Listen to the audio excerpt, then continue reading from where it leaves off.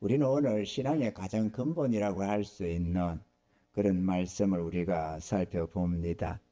너는 마음을 다하여 여호와를 의뢰하고 내 명철을 의지하지 말라. 너는 범사의 그를 인정하라. 그리하면 내 길을 지도하시리라. 오늘 이 잠언서 3장에서는 1절부터 10절까지 그리하면이 연속해서 계속 나옵니다. 신앙의 내용을 보면 이 앞에는 원인적인 부분을 하나님이 말씀하시고 주님께서 명하시는 어떤 말씀을 주시면서 그거를 지켜라. 그리하면 내가 이렇게 해주겠다. 이렇게 말씀을 하고 있습니다. 1절도 2절, 1절, 2절, 3절, 4절, 5절, 6절 이런 식으로 말이죠. 말씀을 하시고 그 말씀에 우리가 믿음으로 하답하고 순응하면 그리하면 하나님께서 이런 은혜를 주겠다. 저런 복을 주겠다. 이렇게 약속하고 있습니다. 이런 것을 두고 언약이라고 합니다. 그래서 신약, 구약 이렇게 말이죠. 옛 시대의 언약, 새 시대의 언약 이런 식으로 언약으로 되어져 있습니다. 그러니까 우리가 일반적으로 생각할 때 하나님 내게 복을 주세요. 그러면 내가 이렇게 하겠습니다. 우리는 흔히들 주로 그렇게 기도를 하고 하나님 앞에 은혜를 구합니다. 그런데 하나님은 우리 보고 먼저 이렇게 내 명령을 따라라. 그리하면 내가 이렇게 하겠다. 이렇게 말씀을 한다는 거죠. 이것은 지극히 순리적입니다. 왜 그러느냐? 우리 생각은 먼저 하나님이 그러면 살아계신 능력의 하나님이 우리에게 복을 주면 내가 이렇게 역사하겠다. 이렇게 말하는 게 우리 쪽으로는 맞는 것 같은데 하나님의 편에서 가만히 보면 또 자연의 섭리 속에서 보면 하나님의 말씀이 옳습니다. 예를 들어서 농부가 하나님 먼저 많이 거두게 해주세요. 그러면 많이 심겠습니다. 그런데 그게 맞는 것 같은데 틀렸다 이거죠. 아무리 농부가 가난해서 심을 씨앗이 없어도 먼저 많이 거두게 해주세요. 그러면 많이 심겠습니다. 이거는 말이 옳지가 않습니다. 많이 심어라. 그러면 내가 축복해서 많이 거두게 하겠다. 이게 항상 옳습니다. 아멘이죠. 어려운데 어떡하라고? 그래도 어쩔 수 없습니다. 그래도 심는 방법을 찾아야 됩니다. 마찬가지로 하나님이 우리에게 주시는 말씀은 먼저 이렇게 해라. 그리하면 내가 이렇게 복을 주겠다. 이 수도 없는 약속이 있습니다. 할렐루야. 그래서 우리 하나님은 우리의 행복을 위해서 율법을 10,000가지로 기록하고 있다고 말씀을 합니다. 사람들은 세상에서 복을 찾습니다.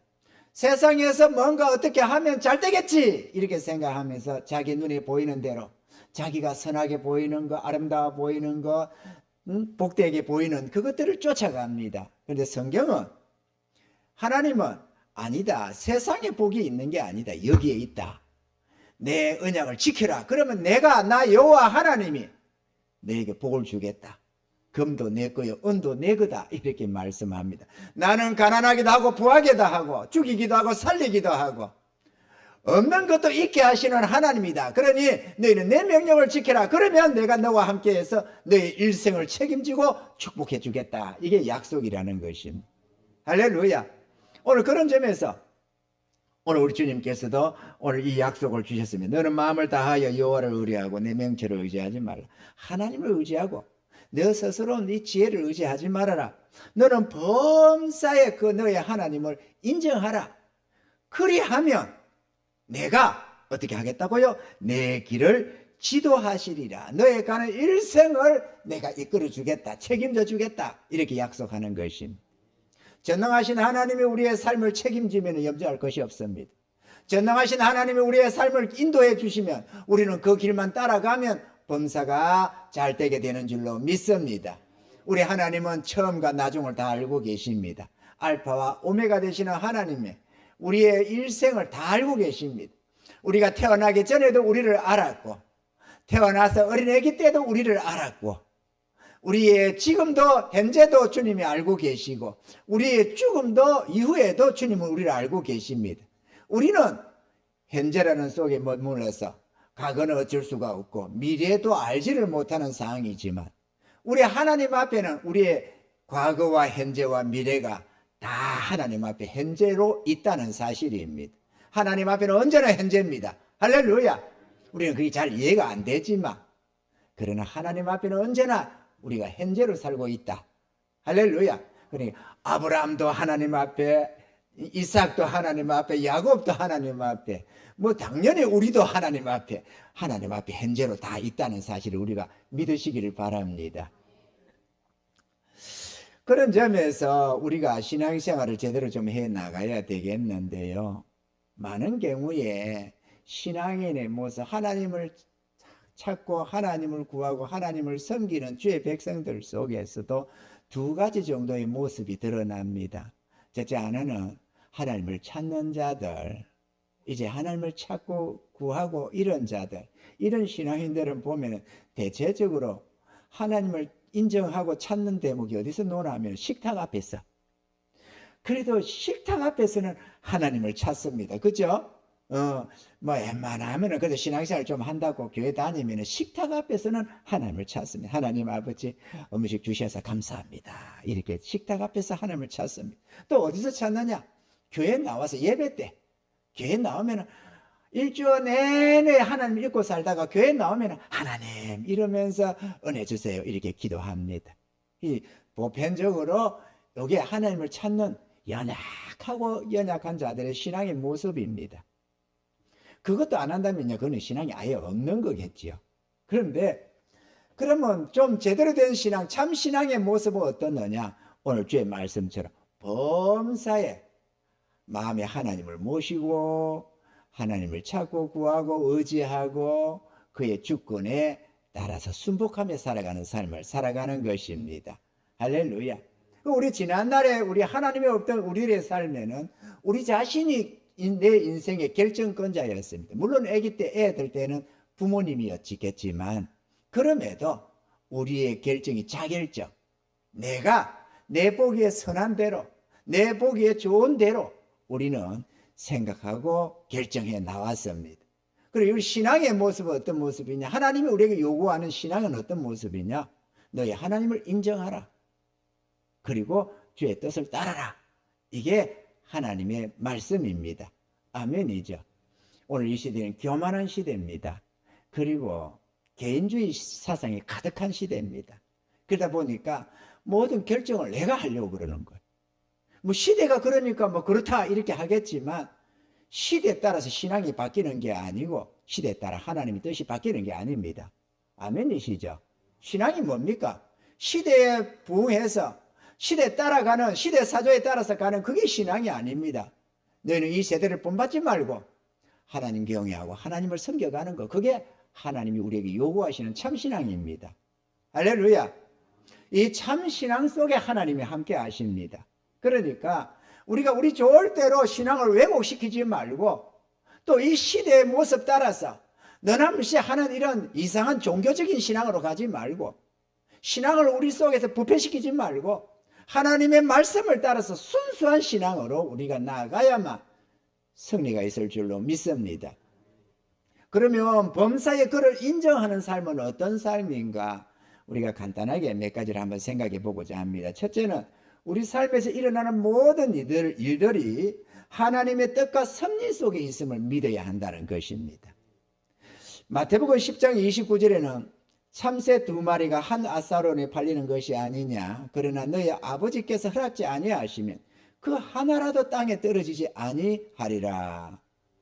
별볼 없는 참새 한 마리도 가치 없어서 그 한 앗사리온, 동전 한 입 이렇게 되겠죠. 한 앗사리온에 참새가 한 마리도 아니고 2마리로 그냥 1+1으로 팔려가는 이 보잘것없는 참새 한 마리도 하나님의 뜻이 아니면 절대로 땅에 떨어지는 게 없다 이렇게 말을 했다는 것입니다.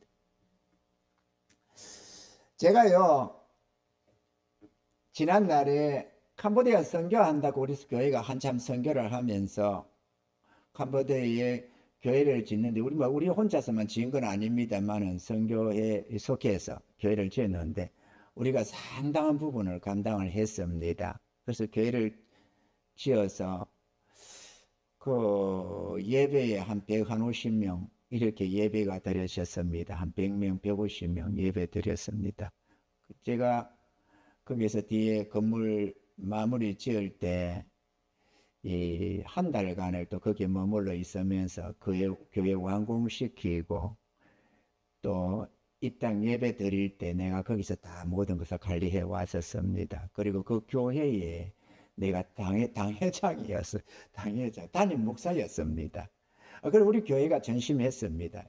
1년에 한 번, 두 번 이렇게 갔었고요. 그래서 그 한 번 가면 우린 돈으로 한 600만 원, 700만 원, 800만 원 그 정도로 가져갔습니다. 뭐 소요되는 게 그랬어요. 뭐 비행기표 끊고 또 돈 가지고 가서 거기 가서 우리가 이 부활절을 우리가 지난주도 보냈습니다만 부활절 지내고 나면은 우리 교회에 대신방하고 그 다음에 곧장 갔습니다. 가서 거기 가서 한 40여 가정을 대신방을 했습니다.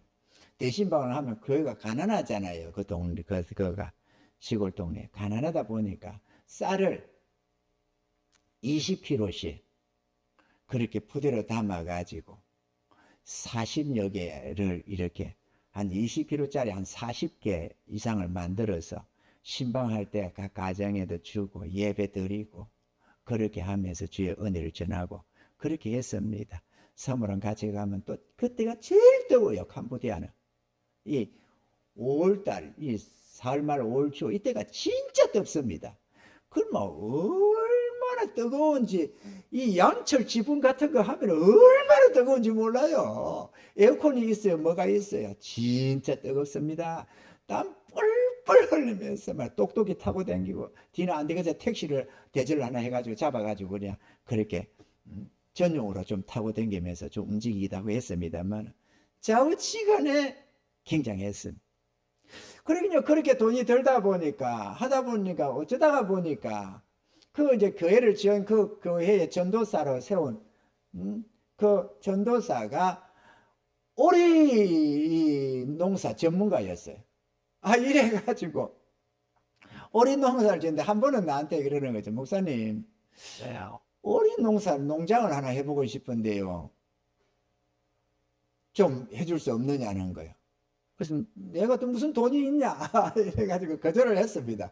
그런데 가만히 말을 듣다가 보니까 이 사람이 오리를 항상 이렇게 자기 게 없으니까 농장이 없으니까 남의 오리를 논에다가 중국 같은 데도 보잖아요. 논바닥에 농사 짓고 난 벼 비고 나면 그런데 오리를 들고 가서 막 들팔아서 키우고 막 그렇게 하는 게 있어요. 수천 마리씩 끌고 다니고 말이죠. 그렇게. 이 사람도 그런 사람이었어요. 남의 것 그렇게 키워서 이 인건 받고 키워주고 이렇게 하면서 하는 사람이었어요. 그러니까 전문가는 전문가야. 뺑아리 새끼처럼 오리 새끼 찾아가 이렇게 키워가지고 이렇게 해주고 그러면 그들이 시키면 일 해주고 이런 거 하는 거죠. 그대로 주고. 그래가지고 가만히 문득 내 생각을 하다 보니까 이게 그러면 수익이 어떻게 되느냐 구조가 어떻게 되느냐 가만히 듣다 보니까 오리 2마리에 한 달에 한 $1 정도가 수입이 생기더라고. 물론 뭐 이거 상황 따라 좀 다르겠지만 그러면은 오리가 10,000마리면 한 달에 $5,000가 수입이 생긴다는 겁니다. 인건 빼고 뭐 빼고 이렇게 하고 말이죠. 이것도 달걀 값대 한결같지 않듯이 이것도 좀 오리 알 수입도 좀 덜 나서 좀 이게 있지만 세계적인 달러도 말이죠. 올라갔다 내려갔다 하잖아요. 뭐 어떤 게 고정적인 건 없지. 그러니까 수입도 조금 달라지기는 하겠지만 오리 2마리에 $1는 생기더라고. 대충적으로 볼 때. 그래가지고 오리 농장을 하나를 지었습니다. 교회에서 이렇게 저렇게 하고 우리 성도들도 조금씩 내기도 하고 이래가지고 농장을 하나를 차렸습니다. 그래가지고 한 10,000마리 정도를 사다가 시작을 했습니다. 그렇게 좀 상당히 어릴 때 죽어나가고 한 6,000마리, 5,000마리 이렇게 남는데 키워서 알을 낳기 시작하니까 수익이 처음으로 한 $200를 받았습니다. 한 달 그게 된 거라고 하면서. 그랬는데 그러다 보니까 농장을 조그맣게 자기가 하나 조그맣게 자기 집에서 키우던 한 사람이 그냥 그게 날이 지나가면서 폐 오리가 돼 가잖아요. 알을 항상 낳는 건 아니거든. 한 1년 이러다 보면 그게 알을 제대로 안 낳으면은 그걸 이제 팔아먹는 겁니다. 식용으로 이제 파는 거죠. 그렇게 해서 이제 또 팔고 나면 또 새로운 거 사다가 또 놓고 해야 되는데 이게 이제 좀 문제가 생긴 겁니다. 그가 그러다 보니까 그에게도 하나 더 이제 이렇게 해서 어찌어찌 하다 보니까 하나를 더 그래서 오리 농장을 2개로 만들었습니다. 한 3,000평 되는 땅을 사다가 거기에다가 전체로 울을 두르고 우리가 튀어 나가면 안 되니까 전체로 울을 두르고 거기에다가 오리 하우스가 있어야 되잖아요. 집 딱 짓고 또 크게 풀장, 오리 수영장이 있어야 되잖아요. 오리 놀이터가. 그래서 뭐 이렇게 포크레인을 가지고 크게 이렇게 파고 이렇게 3,000평 정도에다가 농장을 하나 시설을 하는 거죠. 그래서 2개를 했습니다. 하나에 뒤에 상황 따라서 하나를 더 했습니다. 왜 했느냐? 그거를 하면 이게 교두보처럼 복음의 교두보처럼 돼가지고 교회에서 더 이상 매년 뭐 7, 800만 원씩 이런 비용을 안 들여도 되겠더라고. 그것만이 아니고 또 매달 이렇게 해서 거기에 이 전도사 사례비도 보내고 운영비도 보내고 뭐 이런저런 것들을 보내왔는데 그런 것도 안 해도 되겠고. 그러니까 거기서 능히 자비랑 다 할 수 있겠고 또 수입이 좀 생겨서 내가 뭐 다니는 거 가는 비행기 표니 뭐니 비용이 이런 게 필요가 없겠더라고. 여기서 안 만들어도 그것을 가지고 다 하겠더라고.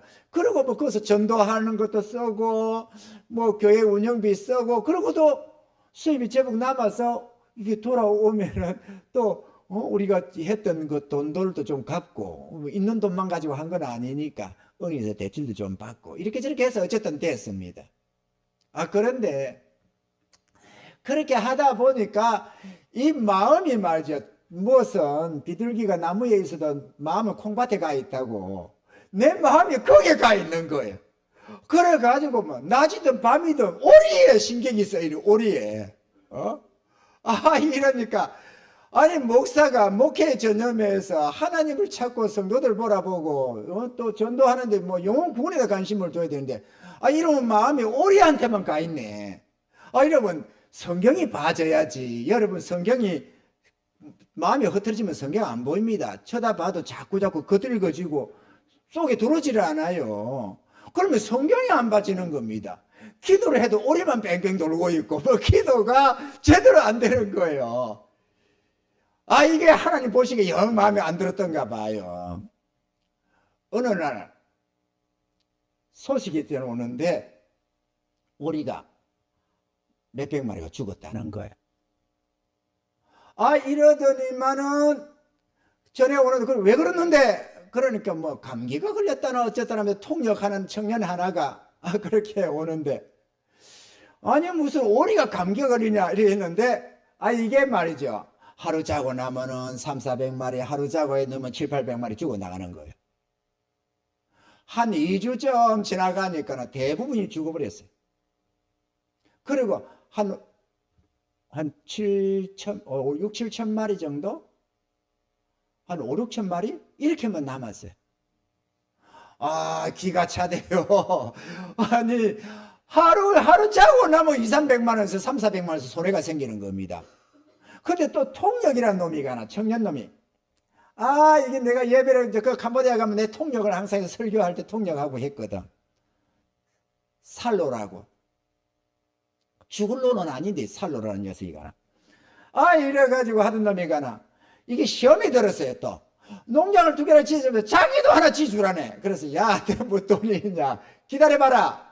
이런데 지를 안 믿어주고 지는 좀 안 도와주고 그런다고 통역도 제대로 또 안 하네. 꼬장을 부리네. 내가 어떻게 심령이 상해야죠. 찾아갈 수도 없고 우리는 연방 죽어나가지. 그러다가 문득 깨달았습니다. 애가 타서 탄식하면서 그래도 우리 교회에 있는 거 다 했지. 성도들도 그래도 좀 돈을 좀 내가지고 내가 빌려다가 좀 였지. 은행에 대출도 받아서 좀 였지. 이렇게 저렇게 한 게 있는데 이 도대체가 안 되잖아요. 그러다가 이 말씀이 깨달아졌습니다. 참새 2마리가 한 아산에 팔리는 것이 아니냐. 그러나 너희 아버지께서 허락지 아니하시면 그 하나라도 땅에 떨어지지 아니하리라.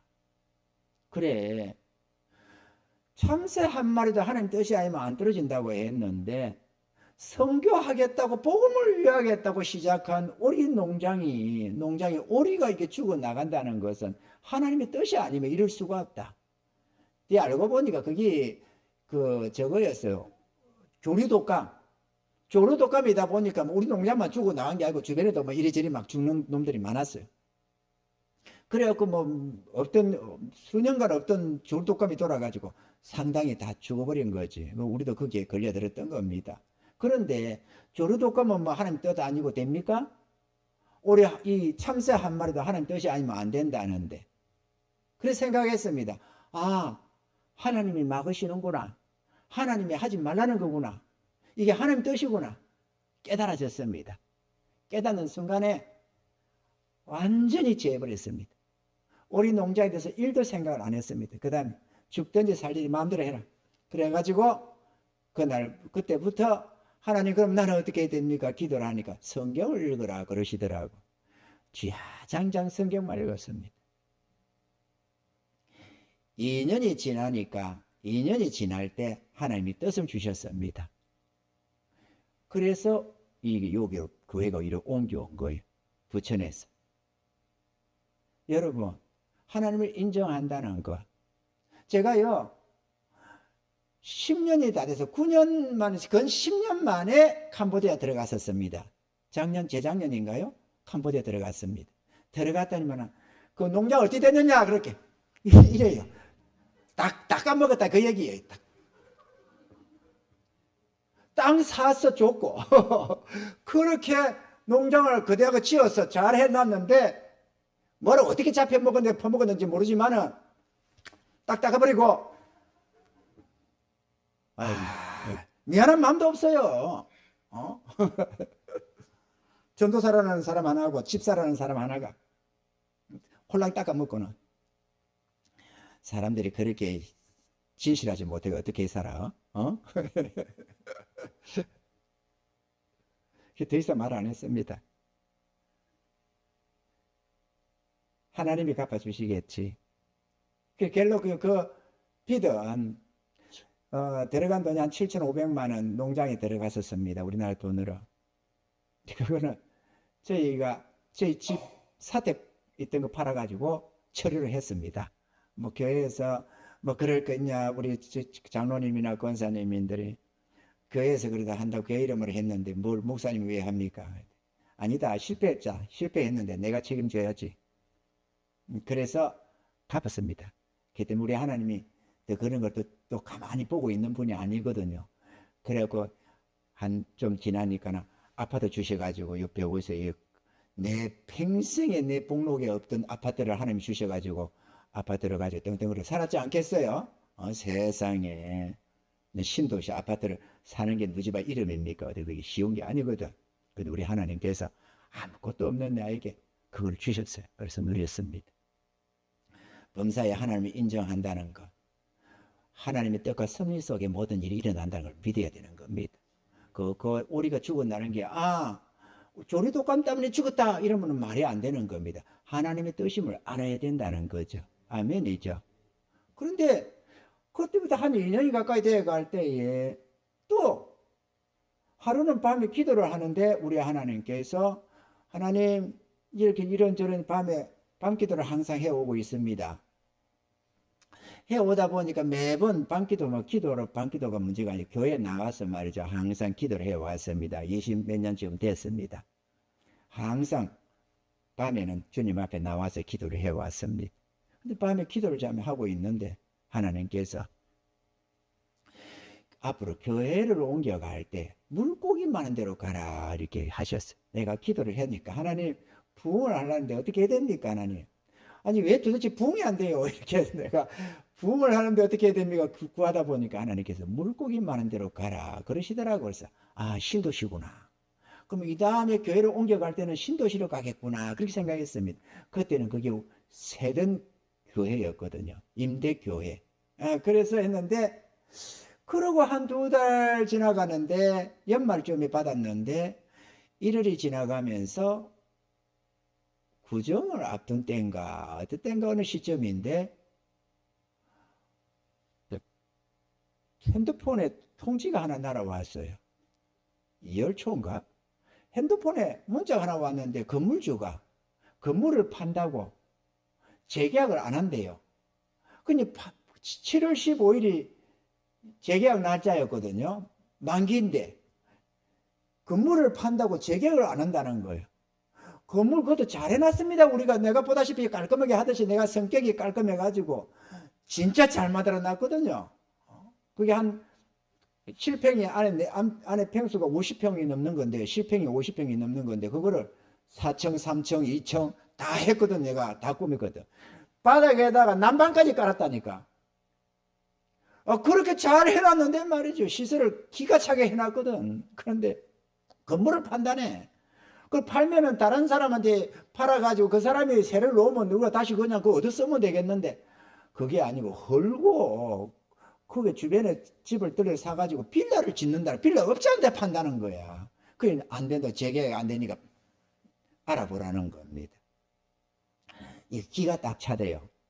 아니 이렇게 시설을 해놨는데 그 건물을 판다고 하면 어떡하냐. 3일 정도는 정신이 좀 몽했습니다. 가만히 있어보자. 이거 어떡하냐. 싸울 수도 없고. 그래가지고 이 시설비가 좀 많아요. 뭐 보증금 근거는 몇 푼 안 되지만 시설비를 금액을 따진다면 몇 억 되는 거잖아요. 그러니 이거 어떡하냐. 한 3일을 보냈습니다. 그런데 주님 앞에 기도를 하고 있다 보니까 문득 깨달음이 왔습니다. 이거 하나님이 하시는 일이다. 아무려면 건물주가 교회를 마음대로 할 수 있냐. 인간이 어떻게 하나님의 교회를 움직이냐. 하나님이지. 그래. 우리 하나님이 지금 우리 보고 나가라는 거구나. 이 깨달음이 왔습니다. 지금 뭘 말하고자 하느냐. 범사의 그를 인정한다는 걸 말하는 겁니다. 하나님을 인정한다는 거. 모든 게 사람 속에서 되어지는 우연한 일들이 아니고 모든 배후에는 하나님이 있다는 걸 우리가 믿어야 된다. 그 얘기 지금 하는 겁니다. 아멘이죠? 우리가 죽어나가는 거 조루독감이 아니라 하나님이다 그거죠. 왜 그때 하필이면 조루독감이 와요? 하나님 막으면 되는 거지. 또 조루독감 돈다고 다 죽느냐요? 안 죽으면 안 죽을 수 있지. 아멘이죠?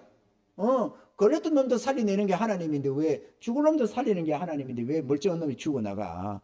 하나님이다 이렇게 알았듯이 이 건물 나가라는 것도 하나님이구나 하는 걸 알았습니다. 왜냐하면은 제가 몇 년 전서부터 기도를 했었거든요. 하나님, 우리 교회가 월세교회입니다. 임대교회라서 반드시 우리는 이 교회를 떠나게 되어 있습니다. 교회가 부흥이 돼도 50평밖에 안 되는 한 예배실이 50평밖에 안 되는데 그것은 뭐 제대로 하면 뭘 얼마나 하겠어요. 그러니까 부흥이 돼도 나가야 되고 건물주가 나가라고 해도 나가야 됩니다. 그러니까 하나님 우리에게 맞는 걸로 우리에게 딱 합당한 걸로 예배해 주세요. 예배해 주세요. 이렇게 기도를 해놓고 있었습니다. 그랬는데 건물주가 나가라는 거죠. 그걸 생각했습니다. 깨달아졌습니다. 건물주 입을 통해서 우리 하나님이 지금 우리 보고 나가라는 거구나. 생각이 거기에 미치니까 그렇다면은 우리를 위해서 예배해 놨겠구나. 그걸 알았습니다. 그러고 나니까 생각이 나더라고. 몇 달 전에 물고기 만들어 가라더니만 신도시로 가라는 뜻이구나. 그러면 신도시에 우리를 위해서 예배해 놓은 게 있겠구나. 이게 깨달아졌어요. 그래서 내가 우리 성도들한테 일꾼들한테 말을 했습니다. 주일날 딱 가서 이렇게 우리 하나님께서 예배해 놓은 게 있을 거다. 물고기 만들어 가라겠다. 그럼 신도시에 우리를 위해서 예배해 놓은 게 있다. 이랬더니만 그러면 찾아가 봅시다. 이래가지고 당장 주일날 예배 드리고 밥 먹고 찾아 나섰다는 거 아닙니까? 그래가지고 그날에는 못 보고 옥길동인가요? 그쪽에 신도시 있어서 부천에 제가 있었으니까 그 갔다가 거기는 가니까 성령이 막으셔서 그건 요건 아니다 싶어서 그래가지고 온 게 요 백오 신도시가 있다는 걸 알고 여기도 왔습니다. 가자고 해서 우리 장로님과 권사님들 가보자 해서 이리고 왔었습니다. 그 왔는데 하나님이 여기다 예배해 놨더라고. 여기 왔는데 여기 들어오니까 성령께서 여기다고 확신을 주시더라고. 볼 것도 없이 계약을 했습니다. 요 105 신도시는 교회가 안 된다고 부동산에서 얘기를 했지만 하나님이 여기라고 지시를 하니까 내가 막 그냥 믿음으로 계약해버렸습니다. 그리고 멀쩡해진 거 잘하고 있잖아요. 그죠? 할렐루야. 뭐 그동안에 오면서 또 뭐 코로나 터져가지고 또 뭐 이렇게 하고 제대로 못하고 이리저리 여러 가지 시련도 많고 지금까지도 지금 일하고 있지만 어쨌거나 하나님은 모든 필요를 채워주셨고 가진 것 없는 우리들에게 아름다운 시설을 주시고 은혜를 주셔서 오늘까지 주님 앞에서 이렇게 남아 있습니다. 사랑하는 성도 여러분, 하나님을 인정하는 것 그냥 막연하게 하나님이 아니라 내 삶 속에 전반적으로 하나님이 관여하고 있다는 것을 믿으셔야 합니다. 그게 믿음입니다. 아멘이죠? 모든 건 내가 결정 다 하고 내가 하나님을 인정 안 하고 모든 건 내가 생각 다 하고 모든 것이 우연이네 뭐네 누구 때문에 이렇게 하면 하나님을 제대로 섬길 길이 없습니다. 전능하신 하나님 믿는다면 여러분이 진짜 전지전능하신 하나님을 믿는다면 범사에 그를 인정하시기 바랍니다. 할렐루야. 내 삶에 일어나는 모든 일들이 하나님의 뜻과 섭리 속에 있다는 걸 믿으시기를 바랍니다. 둘째로 우리 삶의 모든 결정권을 하나님께 맡기는 겁니다. 범사에 그를 인정한다는 것은 내 삶의 결정권이 하나님께 있다는 것을 믿는 것입니다. 아멘이십니까? 그래서 그 결정권을 하나님께 맡기는 겁니다. 우리가 스스로 결정하는 이유는 어디 있습니까? 하나님을 믿지 못해서 그래요. 그래서 내가 결정을 다 하려는 거죠. 이런 결정 저런 결정을 내가 하려는 겁니다. 그런데 주권이 주님께 있잖아요. 주님이라고 부르잖아요. 노비가 결정을 모든 자기 삶의 이런저런 일들을 결정하면 노비가 결정합니까? 주인이 결정하지. 아멘이죠? 주인이 결정하는 거예요. 노비는 주인이 시킨 대로 가는 겁니다. 우리가 주님을 주님으로 모신다면 내 삶의 결정권이 주님께 있어야 되는 겁니다. 아멘이죠? 그런 게 어디 있느냐? 없지. 하나님이 없는 사람들은. 그러나 하나님을 믿는 자들은 정말로 주님이 살아계심을 믿고 나를 위해 십자가에 죽으시고 사흘 만에 부활하셔서 지금도 살아계시고 내가 주인으로 모시는 주님이 살아계신다는 걸 믿는다면 그분이 전지전능함을 믿는다면 주권을 그분께 맡기는 겁니다. 내 인생이 내가 결정권자가 아니고 주님이라는 걸 믿어야 된다 이거죠. 아멘이죠. 범사에 그를 인정하는 삶입니다. 오늘날 신앙인들이 범사에 주님을 인정 안 하려고 그래요. 그래가지고 예배 때나 하나님 찾지 모든 것을 자결정 다 하면서도 그게 신앙이라고 생각합니다. 그러나 제대로 된 신앙은 그렇게 살지 않습니다. 범사에 그를 인정하십시오. 그리해야만 하나님이 인도를 받기 시작합니다. 하나님이 우리를 삶을 아무리 관여하려고 해도 믿지 않으면 하나님이 인도를 해줄 수가 없어요.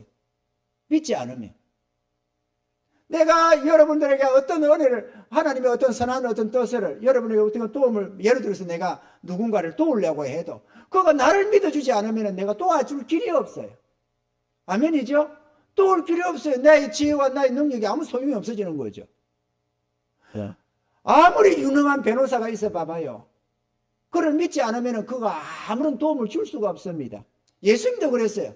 예수님 살아계실 때 온갖 기적과 이적이 일어났지만 예수님을 믿지 않으니까는 그곳에서는 제대로 능력을 역사할 수 없었다고 그래서 기록되어 있습니다. 믿어야만 역사하는 거예요. 내 삶이 하나님 손에 있다는 걸 내가 믿어야만 주님을 의뢰할 수 있고 주님을 의지해야만 주님이 내 삶에 관여할 수가 있다 이거죠. 아멘이십니까 여러분? 내가 그분을 인정하라고 내가 자결정 다 하는데 어떻게 주님이 내 삶에 관여합니까? 주님이 내 삶에 관여하지 않는데 무슨 기적이 일어납니까? 주님이 내 삶에 관여해 줘야 기적이 일어나는 거예요. 전능자가 함께 하니까 기적이 일어나는 거지. 그런데 뭐 주님 부정하고 인정 안 한다는 건 부정이죠. 인정 안 하면 부정하는 겁니다. 그럼 뭐 하나님이 안 계시다는 게 아니라 내 삶에서 그분의 영향력을 제로로 만드는 겁니다. 그래가지고 내가 마음대로 결정 다 하는 거죠. 이렇게 하고 싶으면 이렇게 하고 저렇게 하고 싶으면 저렇게 하고 이렇게 살고 싶으면 이렇게 살고 저렇게 살고 싶으면 저렇게 살고. 그런데 어떻게 하나님의 권능이 역사되느냐고 그러죠. 안 일어나지. 그건 주님을 인정하는 게 아닙니다. 그런 삶은 주님이 인도해 줄 수가 없어요. 오늘 본문에 보세요. 범사에 그를 인정하라. 그리하면 자기 지혜 자기 명철을 의지하지 말고 너의 하나님을 의지하고 하나님을 인정해라. 그리하면 주 하나님이 너를 삶을 지도해 줄 거다. 오늘날 인본주의 시대라고 합니다. 인본주의 신앙, 자유주의 신앙. 이 인본주의 신앙은 사람 중심입니다. 모든 사람 중심으로 결정을 다 해요. 하나님 중심이 아니고. 그러다 보니까 신앙이 아주 개악합니다. 하나님이 원하는 좋은 신앙이 아니고, 성령으로 말미암는 아름다운 열매 맺는 신앙이 아니고, 덜포도를 맺는, 신포도를 맺는, 육신의 열매를 맺는 그런 신앙인들이 양산되는 겁니다. 그러다 보니까 하나님 보실 때 우상숭배 비슷한 삶을 사는 겁니다. 저희 여러분들은 그런 신앙 되지 않기를 바랍니다. 신앙은 그냥 나와서 예배 드린다고, 하나님 믿습니다 한다고, 헌금 몇 푼 드린다고, 그게 신앙이 아니에요. 그게 하나님이 요구하는 신앙이 아닙니다. 하나님은 자기와 동행하기를 원하는 겁니다. 하나님을 인정하고 하나님을 의지해서 하나님의 능력 속에서 살아가기를 원하고, 하나님의 백성들로서 당당하게 승리하는 삶을 살아가기를 원하는 것입니다. 세상과 죄의 유혹과 사단 권세를 이기면서 살아가기를 원한다 그거죠. 겨우 주일날 기억하고 나와서 예배 한 번, 두 번 드리는 그걸 원하는 게 아니다 그거죠. 아멘이십니까? 주님을 인정하시기 바랍니다. 주님의 주권을 인정하고 전폭적으로 주님께 자신 삶을 맡겨가야만 합니다. 입으로는 전능하신 주님, 은혜로우신 주님 하면서도 주의 선하심을 믿지 못하고 내 삶의 주관자 되신 주님을 인정하지 못하고 모든 결정을 내가 자결정 다 해버리면서 살아가시고는 입으로는 주여 주여인데 실질적으로 자기가 주인이 되어 있는 겁니다. 내 인생의 주인은 자기라고 생각하는 거죠. 여러분 그러면서 어떻게 주님이라고 부른다고 되겠어요? 입으로 주여 주여 한다고 주님이 됩니까? 그게 아닙니다 여러분. 주님을 믿고 의지하시기 바랍니다. 아멘이죠? 내 삶의 주권이 주님 하나님께 있음과 또 그분의 뜻 안에서 우리가 살아갈 때 우리의 결정권이 주님께 있음을 믿고 그분에게 맡기는 것, 이게 범사의 그를 인정하는 것이라는 걸 믿으시기를 바랍니다. 마지막으로 주의 말씀과 뜻에 따르는 것입니다. 할렐루야. 우리를 향하신 주의 선하신 뜻을 믿어야만 됩니다. 하나님의 나에게로 향하는, 나에게 말씀하시는, 나에게 뜻하시는 하나님의 뜻은 다 선하고 어렵다는 걸 믿어야 됩니다. 인정하셔야 됩니다. 우리가 하나님의 무슨 뜻을 주시면은 내 마음에 안 든다고 그걸 괴로워하고 불편해하고 은근히 거절하고 원망 불평하는 경우가 많습니다. 그러나 하나님이 우리에게 요구하는 모든 뜻은 선하다는 걸 믿으시기를 바랍니다. 내 마음이 악해서 그게 용납이 안 되는 것이지 하나님의 뜻이 악해서가 아닙니다. 악한 것은 우리 자신이, 주님은 선하십니다. 그 하나님은 우리를 사랑하십니다. 아멘이죠? 지식적으로 성경적으로 하나님은 사랑이시다가 아니라 내가 그분을 믿고 의지하면서 내 삶에 역사하시는 선하신 하나님을 맛보시길 바랍니다. 하나님의 그 사랑을 깨달아 가시길 바랍니다. 세상 것에 마음 뺏겨서 온갖 그 땅만 쳐다보고 살다 보면 하나님의 선하심도 알지 못하고 사랑도 알지 못합니다. 말은, 노래는 하나님의 사랑, 하나님 찬양하지만 마음속에는 하나님이 없어요. 그건 신앙이 제대로 되지 않습니다. 내 마음에서 하나님이 계시고 내 삶 속에 하나님이 관여하시는 그 능력을 맛봐야 되는 것 아니겠어요? 그래야 전능자가 내 안에서 진정 경배를 받으시는 것이죠. 우리의 삶 속에서 영광 받으시는 하나님, 내 영혼으로 하나님을 찬양하게 하는 하나님, 감사와 찬양이 넘치는 그 하나님이 되셔야 하는 것입니다. 아멘이죠. 시편 23편 6절에는 나의 평생의 선하심과 인자하심이 정녕 나를 따르리니 내가 여호와의 집에 영원히 거하리로다. 다윗은 그렇게 고백했습니다. 하나님, 나의 평생의 선하심과 인자하심 나를 따를 거다. 나와 함께 하신다. 우리도 그런 고백을 할 수 있어야 될 것 아니겠어요? 우리가 구합니까? 가봅니까? 우리가 하나님 자녀 아니에요. 그것도 천지 만물을 창조하신 전능자의 자녀들. 그런데 왜 그 하나님을 잊고 살려고 해요? 그런데 왜 그 하나님을 의지하지 못하고 살아요? 그러면 안 되지. 그거는 너무너무 낭비입니다. 우리 인생에. 너무도 귀하고 소중한 하나님을 망각하고 내 마음대로, 내 뜻대로, 내 생각대로 모든 것이 하나님의 통치 아래에 있는데도 그분을 망각하고 그분을 의지하지 못하고 그분을 높이지 못하고 그분 안에서 내가 살아야만 영원한 존귀와 영광을 누릴 수가 있는데 칭찬과 상급도 그분 안에 있고 나의 영원한 천국도 지옥도 그분 손에 있는 것도 아니에요. 근데 그분을 망각하고 세상 것 쫓아서 몇 푼의 돈에 울고 웃고 그러면서 하나님을 돈보다도 못하게 여겨가지고 돈을 더 추앙하고 돈을 추구하고 돈을 더 사랑하고 하나님은 겨우 예배 들어와서 예배 한번 드리면 잘하는 것. 이게 신앙입니까 여러분? 이게 우상숭배지 이게 신앙입니까? 여러분 삶 속에 하나님 계십니까? 여러분은 하나님을 의지하고 살아갑니까? 여러분의 어떤 결정을 할 때, 중요한 결정을 할 때 하나님의 뜻을 구하고 묻고 그분이 결정하도록 인도해 받아갑니까? 집을 하나 구해도 사람들은 집 보러 다닌대요. 집 보러 다닌대. 집 보러 다닌다는 말이 뭡니까? 내 보기에 좋은 집, 내 행편에 맞는 집, 그걸 찾겠다는 것 아니에요. 집 보러 다닌다는 말 자체가. 그 내 행편 따라서 찾는 겁니다. 왜 집을 보러 다녀, 주의 백성들이? 하나님이 예비한 걸 찾아가면 되지. 하나님이 뭘 주실지, 하나님의 능력이면 뭐든지 할 수 있습니다. 그러면 하나님께 기도해야 되잖아요. 하나님, 내 행편과 저지를 아래고, 하나님 내가요, 가진 거 요뿐이고요, 이러는데요, 이만해서 지금 이사로 가야 되는 것, 주의 뜻이라면 합당한 거 예배해 주세요. 이렇게 기도해야지. 주님이 살아계신데, 주님은 우리를 사랑하시는데 부모가 자식 사랑하는 거는 비교가 안 돼요. 하나님 우리를 사랑한 거하고는 차원이 다릅니다.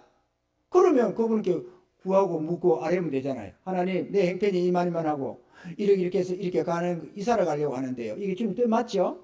그렇다면 내게 합당한 거 예배해 주세요. 아름다운 것을 예배해 주세요.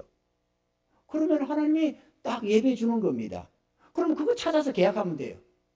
그게 내 금액이 많니 안 많니 따질 것 없어. 하나님이 예배해 주면 되는 겁니다. 그러면 나머지는 하나님이 책임져요. 내가 할 수 있는 안에서만 하면 나머지는 하나님이 책임져줘. 어떨 때는 내 행편에 맞는 걸 주실 수도 있고 어떨 때는 나하고 관계없는 전혀 다른 차원의 걸 줄 수도 있어요. 어쨌든 하나님이 예배 준다 이거 자기 자녀의 앞날을 책임져 주는 겁니다. 그런데 집을 보러 왜 다녀? 집 예배해 놓은 거 찾으러 가면 되지. 기도하고 찾으면 하나님이 딱 예배 놓습니다. 이것도 예배 놨다니까, 이것도. 그래서 시에서도 교회 안 된다 했지만 우리는 계약했습니다. 왜? 시에 뭐 사람이 뭐 어쩌라고 하나님이 길하는데. 범사의 그를 인정하세요, 여러분. 그게 신앙입니다. 아멘이죠? 뭐를 하나 사도 내가 결정 다 해버려. 좀 주님께 물으면 좋잖아. 하나님 이거 어떻게 할까요? 내가 이거 하고 싶은데요. 이거 괜찮은 것 같은데 이거 어때요? 좀 구하면 얼마나 좋아. 그러면 하나님이 예배해 줄 것 아니에요. 좋은 걸로. 막아주실 거 막아주시고 열어줄 거 열어주시고.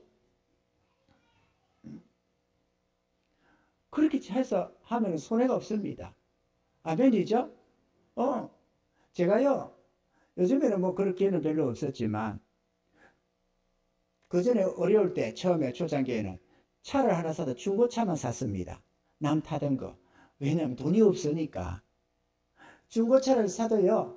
아무리 매장에 차가 많고 온갖 곳에 중고차가 많아도 하나님이 예비한 거 딱 찾아낼 줄 알았습니다. 딱 가면 하나님이 이거다 하고 지시를 해요. 그거 사면 틀림이 없어요. 탈이 없어요. 집을 새를 어디로 다니도 하나님이 예비한 거 딱 하면 여착이 없습니다. 전능자가 계신데 왜 혼자서 자기 마음대로 이렇게 저렇게 하다가 손해를 보고 낭패를 당하고 그렇게 사느냐고. 주의 백성들이 범사의 그를 인정하라는 여기 딱 적어놨잖아요. 범사의 그를 인정하라고. 그러면 하나님이 책임진다고. 아멘이죠? 아멘이죠. 저는요 부천을 갈 때 저 남양주 있을 때입니다. 교회를 건물을 얻었는데 방을 사택을 옮겨가려고 이사를 가게 됐는데요. 그때 저는 그 방도 안 보고 집도 안 보고 계약했습니다. 여기 우리 장선아 권사님이 계시는데 내가 여기 통영에서 부천으로 신앙생활 하겠다 해서 부천으로 먼저 올려보냈거든. 부천 오려고 나도 부천으로 갈 테니까 하나님 부천으로 가라 했으니까 부천 내가 갈 테니까 먼저 가시라. 어디로 갑니까? 글쎄 하나님 예배 놓았으니까 내가 기도할 테니까 무조건 가라. 이래가지고 했더니만은 조조히 인도를 받아 갔어요. 그래가지고 하나님이 때가 이렇게 이사로 가라 해서 지시가 떨어지길래 이 사람 보고 전화를 했습니다. 부천을 보고. 나도 부천을 모르잖아요. 저도 모르고. 전화를 했습니다. 사택 한번 보러 가라. 그랬더니 어디로 가요? 나도 모르지. 어떻게 생겼는지 무슨 동이 뭐가 있는지 내가 알게 뭐야 부천에. 그러지만은 주님이 부천으로 가라 했으니까 예배에 놓을 거다. 그러니 내가 기도해 놓을 테니까 무조건 가봐라. 해가지고 가서 보고 좀 있으니까 낮에 전화가 왔어요. 여기 본인이 있으니까 잘 알고. 전도사님, 그런데요, 여기에 집이요, 이렇게 들어가는 데가요, 건물이 3층 건물이 있는데요, 이 옆으로 가쪽으로 대문 가쪽으로 대문이 하나 있어가지고 쏙 들어가는데요, 들어가는 입구가 좀 얼시전스럽고요, 화장실이 밖에 있고요, 안에 그 방이 있고, 이건 아무도 아닌 것 같아서. 딱, 그거 기다, 그거 맞다. 하는 예비한 거 맞으니까 계약해라. 이래가지고 계약했다는 거 아닙니까? 너는 안다니까, 내가 안 보고도 내가 안다니까, 하나님 뜻을. 그런데 내가 그거 차는 거 내가 실수해요. 실수 안 해요. 집도 딱 가면 하나님이 이거다 하면 딱 가면은 성령이 지시를 해요. 알게 해줘요. 전능자가 살아계시다니까. 그런데 왜 고아와 가부처럼 살아요? 전지전능하신 하늘 아버지가 계신데 그분을 믿고 어제 살아야만 당당하지. 아멘이죠. 배우자를 하나 구해도 전능자가 딱 이 점지해 주면 그게 천생연분이라는 겁니다. 틀림이 없어요. 뭘 해도 하나님이 계시니까 하나님으로 살아야지. 왜 돌박 같은 자기 머리를 의지하느냐고. 안 그래요?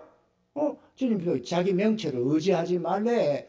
이게 말이 좋아서 명철이지요. 자기 돌박 의지하지 마라. 그 얘기입니다, 지금 이게. 솔직하게 말해서. 하나님 비하면 우리 돌박들이지 뭐. 안 그래요? 전능자가 얼마나 지혜로우시다고. 전능자는 다 알고 있거든. 그러니 그분을 의지하고 살아가야 됩니다. 재미있습니다. 하나님 살아보세요. 하나님 믿고 살아봐봐요. 기적도 있도 얼마나 경험하는지, 전능자가 어떻게 살아계신지, 얼마나 은혜로 함께 하시는지 경험도 해봐야 될 것도 아니에요. 그런데 내가 자결정 다 하면 하나님이 관여할 길이 없다니까요. 하나님이 좀 가만히 있어보자 이래도 말이야, 됐습니다. 그만 가만 계세요. 내 영혼이나 선별을 하시고 그거 가만 계세요. 내가 알아서 섬겨드릴 테니까, 내가 알아서 할 테니까요. 그래가지고 죄다 내가 결정 다 하면 하나님이 어디 관여할 길이 있어야지. 지 잘난 맛에 산다고 하나님이 관여하지 못하게 한다니까. 좀 하라고 하면 귀찮아하고 불편해하고. 여러분, 우리 회개하고 주님 의지합시다. 할렐루야. 그리하면 하나님이 책임진다잖아요. 책임을 진다고. 책임을 실제로 집니다. 내가 오늘까지 살아보니까 말할 것도 없어요. 전능자는 살아계십니다. 그때서야 우리의 삶이 든든해집니다. 왜냐하면 가진 게 있건 없건 전지전능하신 하나님이 함께 하심을 알 때 두려울 것이 없어져요. 불안해지지가 않습니다. 불면증이네 뭐네 막 고민하고 자시고 할 게 없어요. 그냥 엄마 품속에 있는 어쨌든 어린아이처럼 편안하게 살 수가 있습니다. 할렐루야!